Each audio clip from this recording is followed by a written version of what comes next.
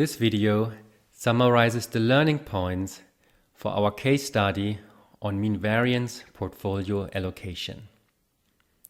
So learning point 1. A Markowitz investor has mean variance preferences. That says that the investor extracts happiness if he holds a portfolio that pays high returns on average with little variation. A mean variance investor is not concerned about skewness, kurtosis, and any other higher moment of his return distribution. Learning point 2. Modern portfolio theory is based on the mean variance insights of Harry Markowitz, who received for his work in 1990 a Nobel Prize for Economics. Learning point 3. Students see firsthand the magic and the free lunch of risk diversification. Learning point 4.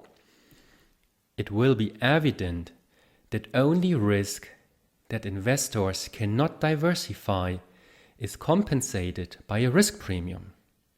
Said differently, risks that can be diversified away through diversification do not pay a risk premium. Learning point 5. Undiversifiable risk is also called systematic risk. In contrast, diversifiable risk is called idiosyncratic risk or asset-specific risk.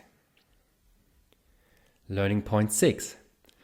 Every mean variance investor, whether it's a highly risk-averse person or a close to risk-neutral hedge fund, earns the same risk-adjusted return in the Markowitz setting. The risk-adjusted return is measured by the Sharpe ratio, which is defined as the portfolio's expected risk premium per unit of expected volatility.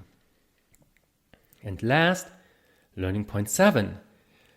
The risk analytics firm will be able to offer every of the 280,000 Daimler employees a personalized portfolio in a cost and time-efficient way. Got feedback? We would love to hear it. Please drop us a line. And if you liked the video, give it a thumbs up. And don't forget to subscribe to the channel.